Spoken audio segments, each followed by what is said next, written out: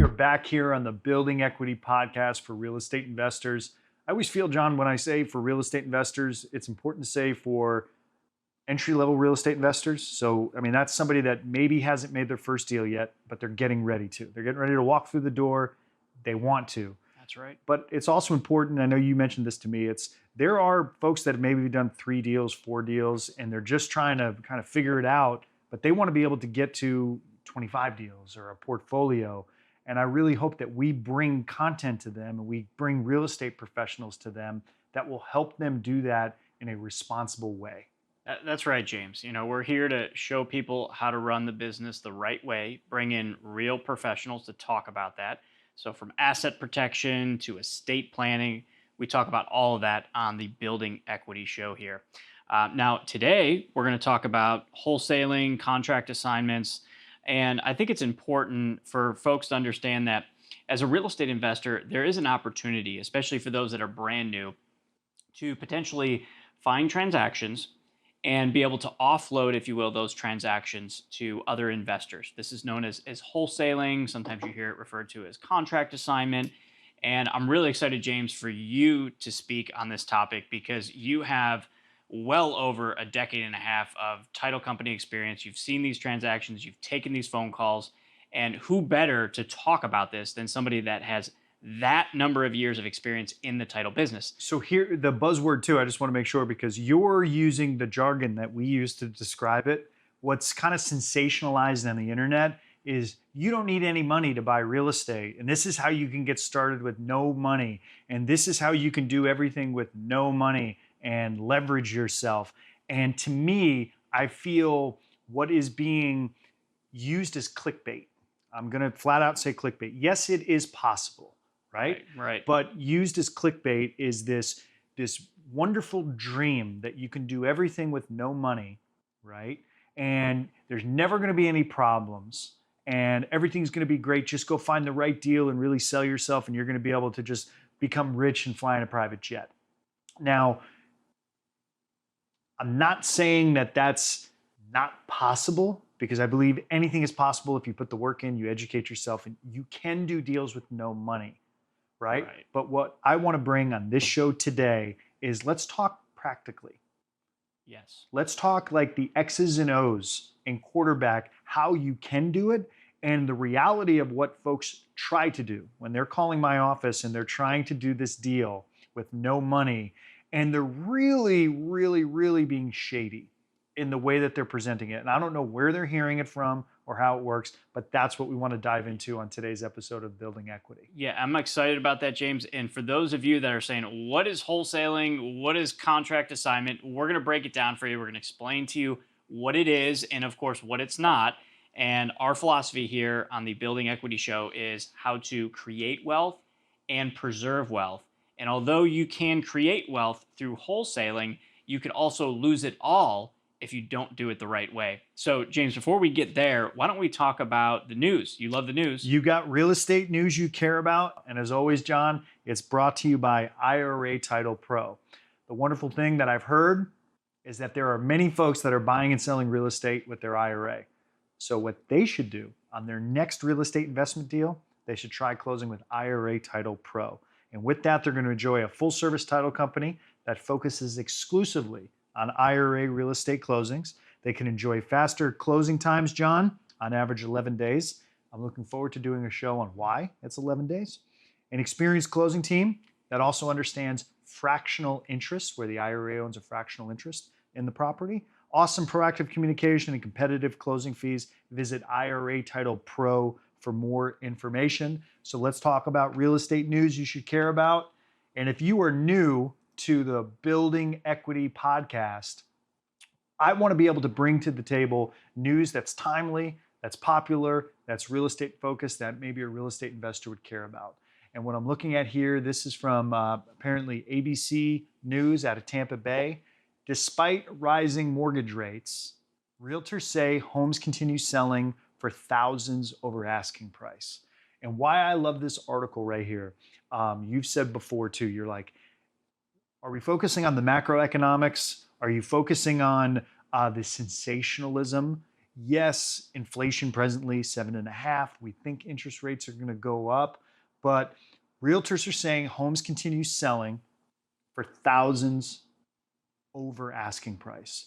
So a real estate investor, and this is really what I want you to speak on, John, here, may feel discouraged and say, maybe now's not the time to buy. Maybe there's no deals, right?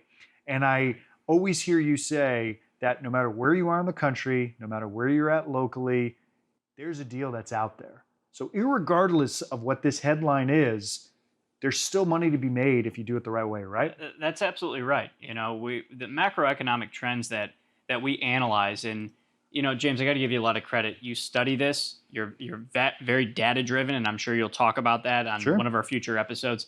And that stuff is very, very important. But I also encourage folks to, on the individual market level, talk to investors, because sometimes it's intuition and the anecdotal evidence that will far exceed or trump any of the sort of national evidence that people are talking about.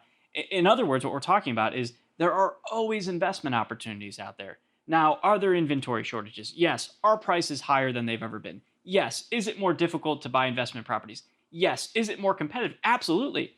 I was 24 hours, unfortunately, late on making an offer on our last property, and I lost out on the opportunity. Yep. It was a great deal. Now, shame on me for not moving quicker on that transaction. Now, what I wanted to do is blame the market, right? Sure. That was the first thing that I wanted to do. And my wife quickly corrected me and said, well, John, had you taken action a little bit faster, we wouldn't be in the predicament that we're in. So the moral of the story here is there's always investment opportunities, but you have to work in your local market, talk to investors. Like I always say, join your local real estate investor club. Just do a simple internet search for real estate investor club in your local area and get out there and take action and talk to other investors. So let me ask you this, right? And this is like really, I'm going to try to get a little bit granular here. Even though all of this is going on, and yes, it's the seller's market, inventories are at all-time lows, right? These are the narrative that you hear all across the country right now, right? It's not a buyer's market, over asking price. Are people still out there not paying their property taxes? Yes, they are. You could very easily go to your clerk of courts, your tax collector website in your local county, and there's going to be a roll whenever your taxes are due, and they do every single year, of folks that didn't pay their taxes, right? I know down here in Florida, we call them tax certificates. That's right. Dustin's going to be coming on the show, right? Yeah. Not only is he a licensed appraiser, but he also buys tax deeds. Every single year, there's folks that fail to pay their property taxes. And unfortunately, in the world, I mean, it's every single year, every single day, people pass away. And there's opportunities there for transactions if you're looking at them, right? That you never know where you're going to find a deal. So irregardless of what's happening here, there's always deals somewhere on the table. And I love how you always bring it back to the local market, because you may know what's going on in your street. You may know, for instance, that your neighbor just had to take a job and he has to move.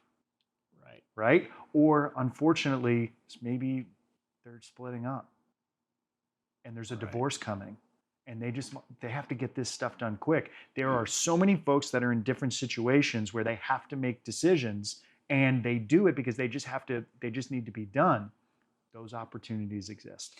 So, And what's really incredible, James, and we're getting a little ahead of ourselves, I know. but I think it's important to mention that, especially for those that are out looking to buy properties beyond just the MLS, they're looking to buy off-market transactions. How do you find off-market deals? Well, there's a lot of ways that you can do that. And we can talk about the marketing efforts that can go into finding off-market transactions. Now, sometimes you can find off-market transactions from wholesalers, which is what we're talking about. Yep. And in some instances, I've bought properties from wholesalers, and I've had a phenomenal experience. However, I've also heard a lot of horror stories about buying properties from wholesalers. And so let's talk about and break down, James, what is a wholesale or contract assignment transaction? So some people refer to it as a to B to C transaction. So at its very fundamental level, what we're talking about is, let's say I'm an investor and I run a report, and I can do this from a number of different sources, and there's a lot of software that does this as well.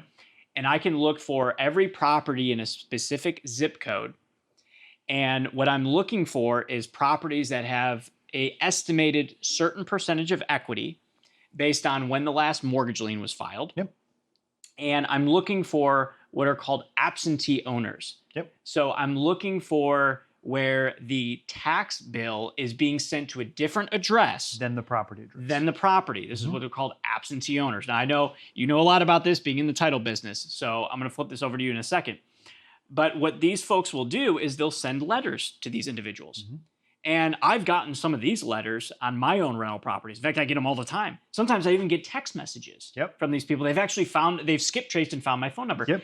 And these are what are called wholesalers in most cases. And so what they're doing is they're looking for investment property opportunities to buy property at a discount. And they get the property under contract. And so it's under contract. Now, they have the obligation to exercise. They have the obligation to close on that deal, right? Yep.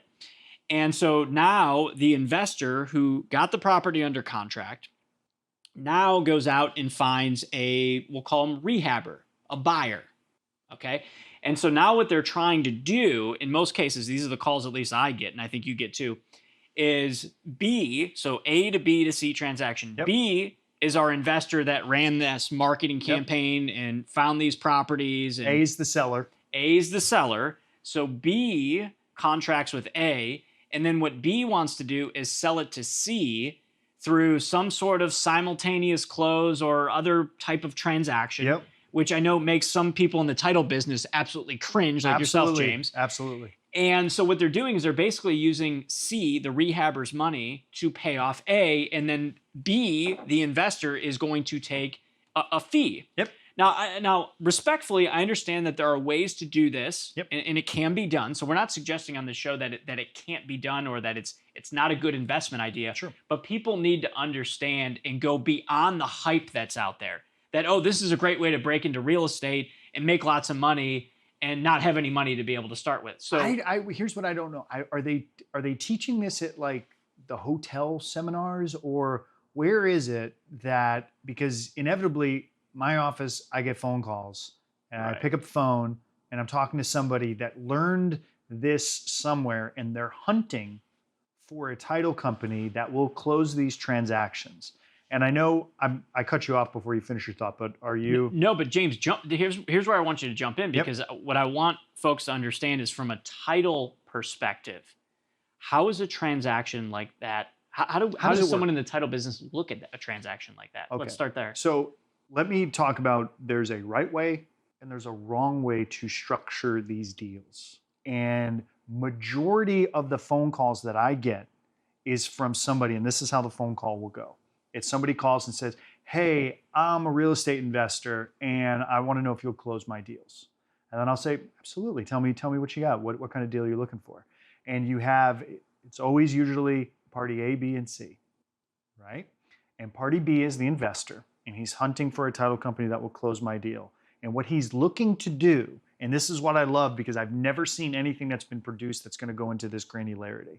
What B is looking to do is close using party C's funds to party A. Okay. So what you have here is you have party B gets under contract with party A, right? And then what happens is party B gets under contract with party C. And what he's thinking, and this is because what they're doing is structuring the deals incorrectly. And what he's thinking is, well, wait a second here. I want to be able to find a title company that's going to say, wait a second here, let me get party C and don't record the deed between party A and B and just use party C's money to fund party A, and whatever the difference is, just give it to party B. Let that marinate for a second. I don't believe, and I hope that there isn't, for the preservation and the ethical standards of our business, the title business, there is a title company in their right mind that would touch that deal. And I would tell folks all the time, you are absolutely insane to think that I am willing to do that. The way that it has to be set up is party B needs to fund and deposit money into the escrow account of that title company for transaction to pay party A. It could be just for a second.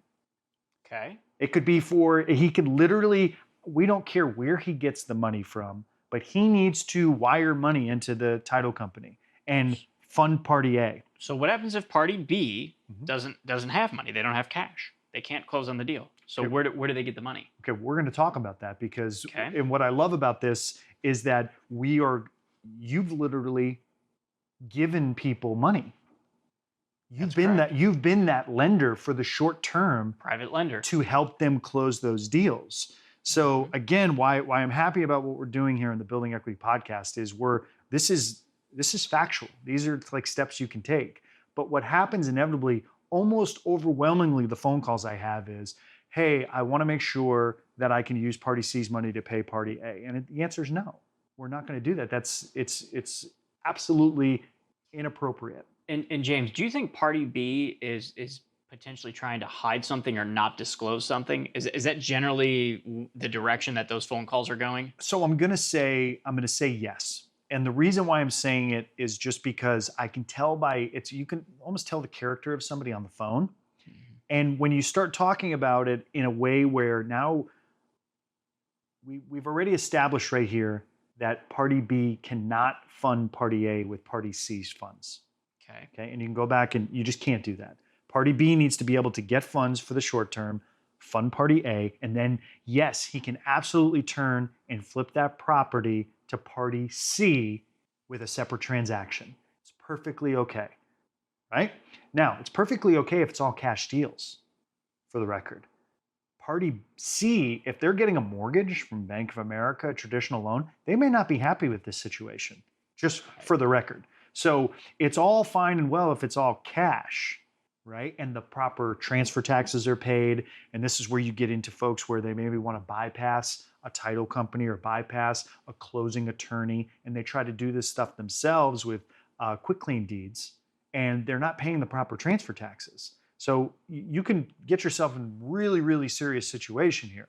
Now, why I say that for the most part, I feel like party B is not being transparent is because the other side of the phone calls I get is, hey, I am under contract with party A.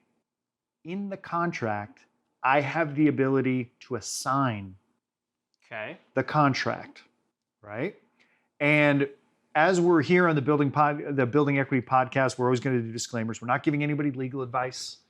We're not talking about, there's so many different versions of real estate contracts out there. We always urge you to reach out to a real estate attorney. And if you are a real estate investor, you should absolutely have a real estate attorney that's part of your team to make sure that your sales contracts are structured the way that they advise you to.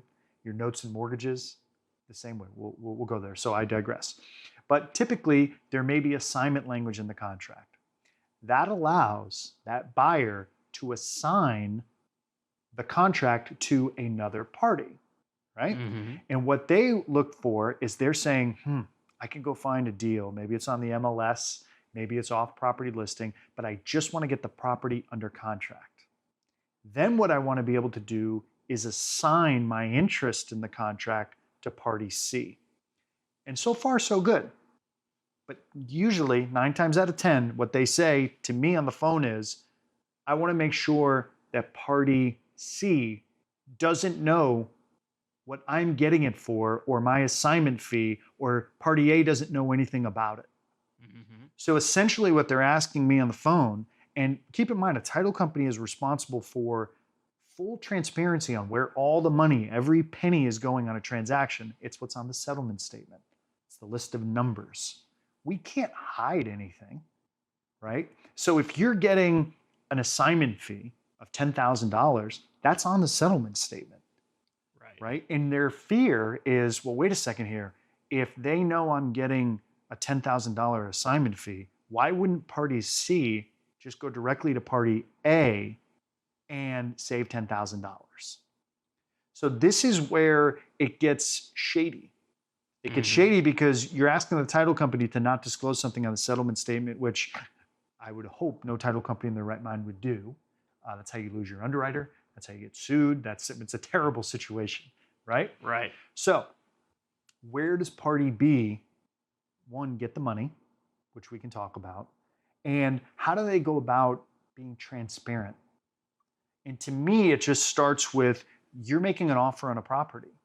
This is where you have a conversation with the seller and that says, hey, this is what I'm interested in doing. This is my game plan here. You know, I know you're in the situation where you need to sell this and I'm going to be able to do this. And I have a list of folks that could be interested. And what I'm looking to do is more than likely they're going to come to the table and there's going to be an assignment fee. Are you okay with that? There's no surprises then. Right. And then they're transparent with the buyer. And the buyer is still going to be happy because more than likely, hopefully, it's still a good deal for the buyer. I have seen many times where that assignment fee makes it no longer a good deal for the buyer. So rightfully so, why would a buyer want to do it? Well, maybe they didn't know where the property was, right? Maybe you truly brokered that deal. And I use the word brokered there. Now you've opened up a can of worms. Yep. Are you practicing real estate without a license in this case? So you got to be very careful where you can get yourself in trouble where even though it's an assignment fee on the contract, is it really a commission? Right? Right. Are you really defrauding people in a way where all of a sudden there's complaints filed against you and then you get yourself into a can of worms where you're practicing real estate without a license? You have to be extremely careful. Right. So what you're saying, James, here, and I think it's important to understand, we're talking quite a bit about the where things can go wrong and where you've seen things go wrong. Mm-hmm. And then, of course, I'm glad you brought up the potential of being viewed as conducting an activity that would require a real estate license. Mm-hmm. Because I have heard in some states penalties as high as I think $1,000 a day while that transaction is pending. So imagine if you had a transaction pending for 15 days, that could be a $15,000 fee. Sure. That particular state. And again, you got to look at your individual state and what your laws are there. But I think that's really, really important. I did want to mention for all of our subscribers that in terms of Party B actually funding the transaction, there's what's known as transactional funding. And I've learned a lot about transactional funding over the years because some folks actually specialize in funding wholesalers so that they can close on the property and then they sell to C. Party C. Right. Yep. Then there's the transaction between B and C. And so typically the funds are only out for, maybe 2 or 3 days or only needed for 2 to 3 days. Mm-hmm. And how I've learned a lot about this is folks will use their IRAs, their self-directed IRAs, as a transactional funder, they call them. And there's actually national rates, sort of standard rates that transactional funders use for these transactions. And so if you're somebody that is going to be involved in the wholesaling business, I think to kind of summarize everything that James is talking about is you want to make sure you talk to a local real estate attorney. And that's one of the reasons why we're going to have Jeff on the call with us. Sure. In a future episode. He's a real estate attorney and we can talk through these types of things, right? So meet with your local real estate attorney. That's going to be number one.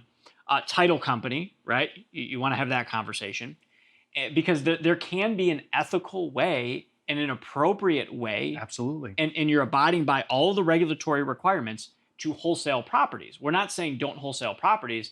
We're just providing some of the factual information that you're probably not going to see on maybe all of the hype podcasts and all of the podcasts that talk about how you can, drive expensive, flashy, sports cars by just wholesaling properties. Usually what they're saying is, well, just go borrow the money. Leverage yourself. Never use your own money, right? And you're just going to leverage. And I feel like it's irresponsibly being thrown out into the marketplace today in 2022.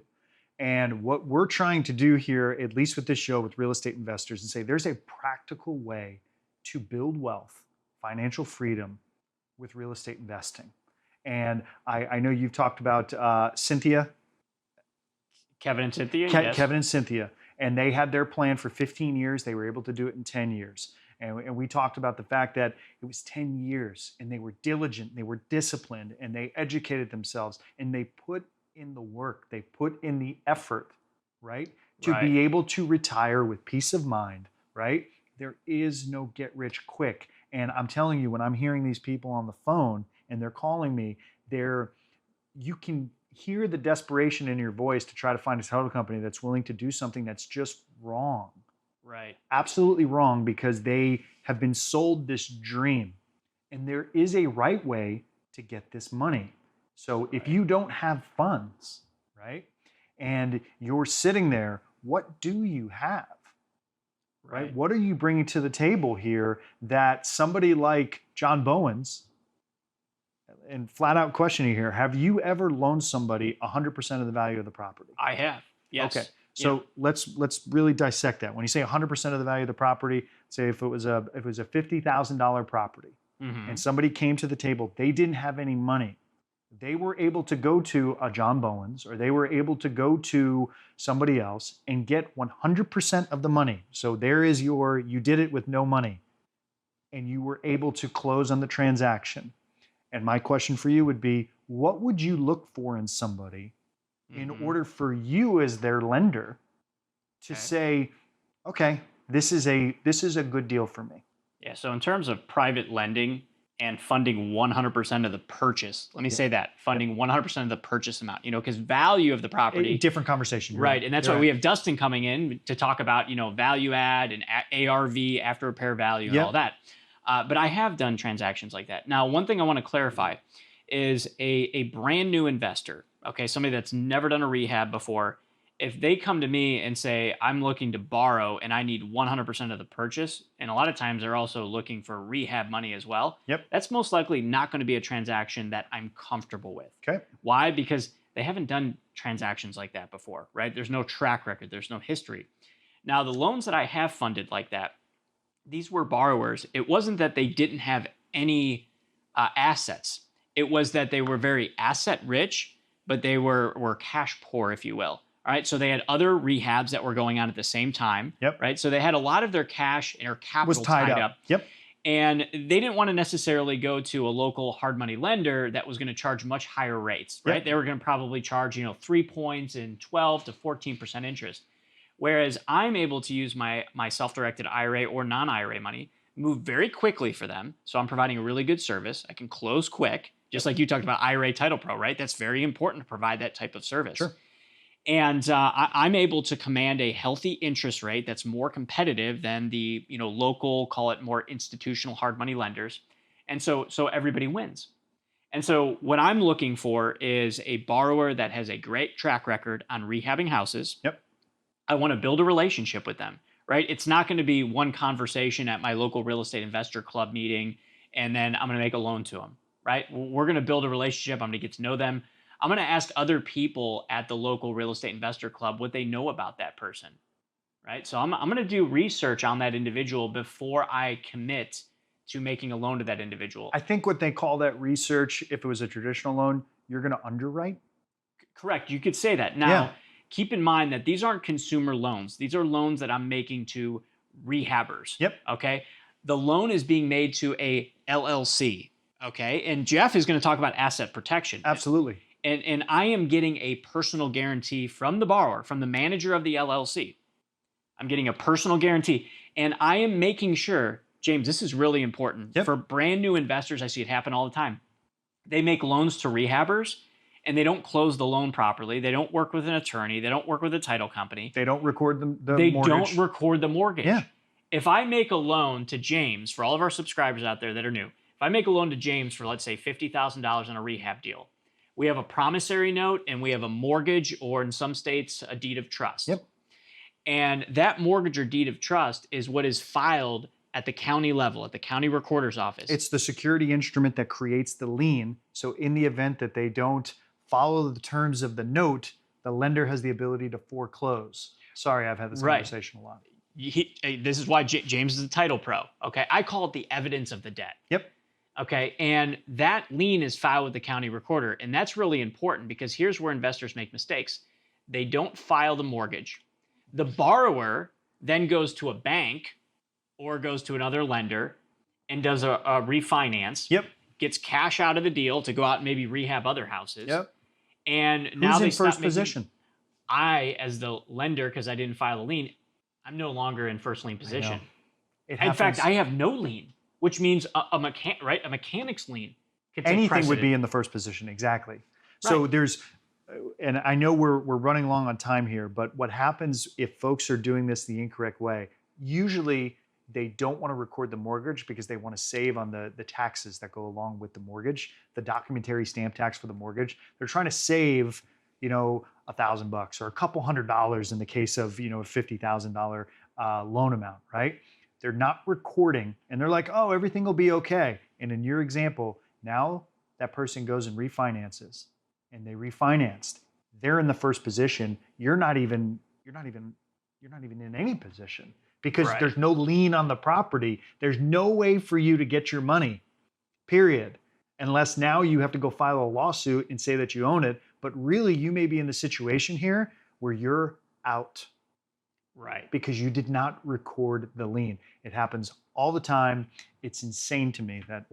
Yeah, and what I'll say, James, too, is these are the ghosts and goblins that we're talking about here. Yep. And on the Building Equity podcast, we talk about all of those pitfalls and the ghosts and goblins because we don't want to just focus on all of the hype. But I will say that there's a lot of opportunity within private lending. The first real estate transaction that I ever did, Yep. I didn't go buy a rental. I didn't flip a house. I didn't do a wholesale deal. It was a private loan to an investor that was rehabbing that property. And that gave me the confidence as an investor to understand how to do a loan. It helped me understand what's the difference between a promissory note and a mortgage, how the filing process works. I worked with an attorney that I got to know in my local market that helped me draft the documents. I didn't go, download them online or try to get them from someone else and sort of do a copy and paste job. It was very important that I worked with the right professionals through that process. Now, what I'll tell you is, to give you an example, in 2018, I made a series of 3 loans with, call it, one basket of $50,000. And they were all there was back-to-back-to-back loans. And it was to the same rehabber. So this rehabber had a track record of flipping houses between 3 to 4 months. So from the time of purchase, rehab, sale, done within about 4 months. All right. And so these are fantastic. These are all short-term flipper loans. These aren't long-term 2, 3, 5-year terms. These are, I'm writing the loan as no more than 12 months. Yep. So if that borrower doesn't pay me off completely in 12 months, then I have the right to foreclose. So the lesson there very quickly for somebody that says, I don't have any money and I'm going to find a John Bowens. You're not going to John Bowens and asking for a 10-year loan. Right. Right? It's typically short term for somebody like John or somebody that's in this transactional funding world. They're looking to have their money tied up short term. Right. And I call this private lending. Okay. I don't call it hard money lending. I don't call it transactional funding. I call it private lending. I'm a private lender. Got it. And so in 2018, I made one loan to this rehabber and I charged 6% interest. It was a property that was bought at a foreclosure auction for around $90,000. Yep. I loaned $50,000. I charged 6%. And that 6% was flat. So whether it was sold in 6 months or it was sold in 3 months, I would get my 6% on my $50,000. So loan number 1, that one was paid off in about 4 months. So bought, renovated, sold in about 4 months. So I got my full 6% on my $50,000, which is $3,000 in profit, $50,000 in principal. At closing, the title company sends me a check. I deposit that into my equity trust self-directed IRA. Got it. Beauty of it, no taxes. Yep, 6%, no taxes. That's 6%. So deal number 2, same rehabber. 4 days after I get the money back, they have another property lined up. We fund a loan on that property for around $50,000 as well. What interest rate? On that particular transaction, because they had less skin in the game, there wasn't as much money that they had to put in the deal. I funded the entire purchase and some of the rehab. In this particular case, I charged 14% per annum, which just means 14% annually, and then a flat 8%. So whether the loan paid off in 6 months or 3 months, I'd get my full 8%. It's sort of like a prepayment penalty. So now I had 6% plus 8%, okay, which is what? 14. That's 14%. So I made 14% on my money so far. So far. But it didn't stop there. So I did a third loan in that same year, and it was back to back. Another $50,000 deployed from my self-directed account, made 8% on that transaction. So now I made 6%, 8%, and another 8%. So what's that? You got 14 and 8 is going to be 14 and 8 is 22. Okay, so I got 22%. So 22% in a year on one basket of money. That's what I call compounding interest.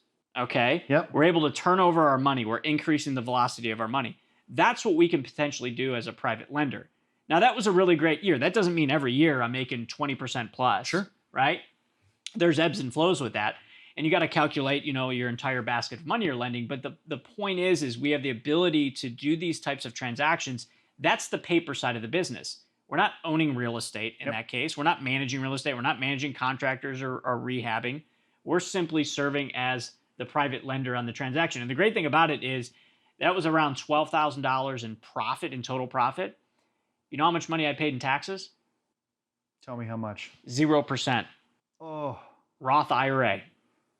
Now, I should mention that interest income. So if I make loans without a retirement plan in play, I make loans, I have to pay taxes at my ordinary income tax rate, right? So as a W-2 individual, Sure. I'm at a fairly high effective tax rate. Effective tax rate all in is about 30%. So if I had to pay taxes on that about $12,000, what's 30% of $12,000? We're doing the math on the fly. 30%, 10% is 1,200 there, 3,600 bucks. $3,600. So $3,600 I would have had to pay in taxes. Instead, I preserved that $3,600, hence the preservation of capital on building equity. $3,600 I got to keep in my Roth IRA. I could then use that money to go out and do more investments. That's what, again, I call, and I get really passionate, so you have to cut me off here, James, because I know we got to take it home.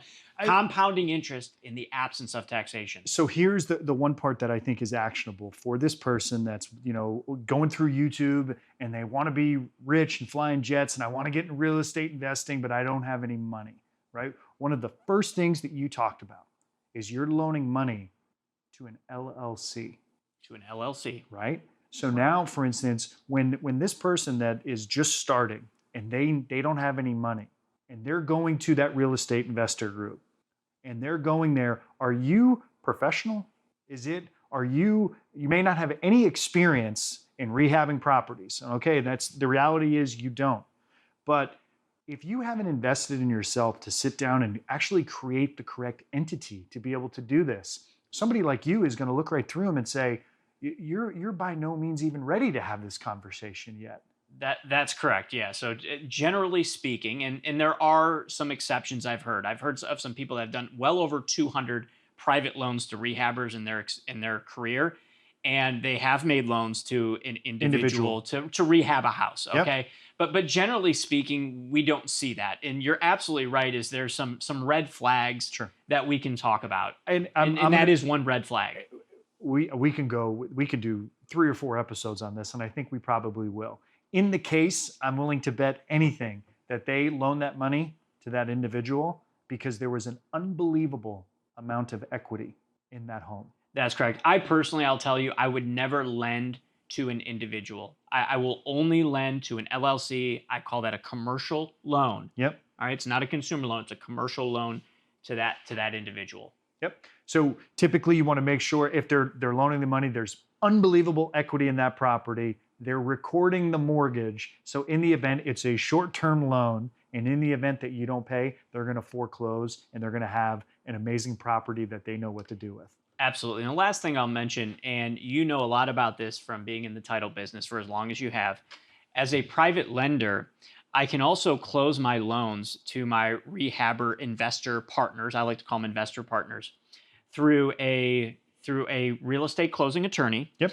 And I can get what's called a lender's insurance policy. So it's just like when you go to a bank and you get a mortgage for your primary residence, the lender, and most people aren't really familiar with this, but the lender is going to require a lender's insurance policy. Yep. And so you can actually do the same thing as a private lender. Some investors do it, some don't.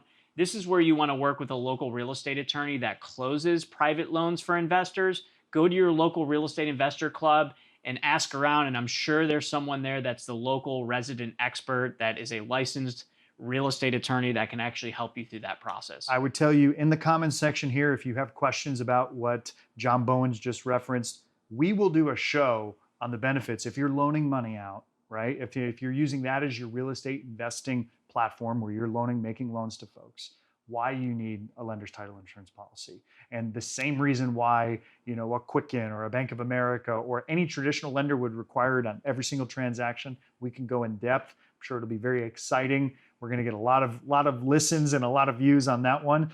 But as we end, we can't end without our last segment of the show, John Bowens. History. This day in real estate investing history. And as always, it's brought to you by Equity Trust. Unleash your inner real estate mogul. Discover your potential as an investor by maximizing the power and possibilities of buying and selling real estate with your retirement account. U.S. News calls them the top 7 IRA accounts for 2022. Investopedia says best overall self-directed IRA company with $34 billion in assets under custody. Start the conversation today at trustetc.com. And what I love about this real estate in history, this is from the Boston Herald, July 18th, 1857. And I'm going to zoom right in here and try to make it so you can see here. This right here in the newspaper is a auction, right? Wow. And what we have here is an auction on the 23rd, a Thursday, and it's a property that 10 years ago was going for $17,000. It's actually a hotel, and it's in Bedford. It's known to the world as the Mineral Medicinal Springs Hotel. What's funny about these historical papers, John, it's got 10 rooms. It's got, let's see, well built. It's in good repair. It's got a large stable. It's got hot water apparatuses. That'd be an Airbnb nowadays. It absolutely would. So this is 1857, and look what they say right down here. I'm going to try to zoom in to see if we can get a little bit closer so people can see. And let me just do one of these, and we'll do a little bit of drag right down here. The property cost some 8 or 10 years ago, $17,000, and now will be sold for the most they will bring. No money down.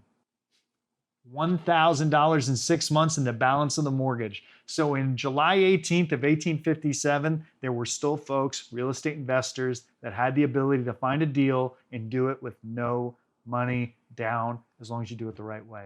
As long as you do it the right way. That's the important thing. As long as you thing. do it the right way. So, John, thank you again for sitting down and doing this. Looking forward to another amazing episode of the Building Equity Podcast. Please subscribe to the channel. If you're listening in your car, if you're at the gym, make sure you tune into the next episode. Thank you so much. Thank you, James.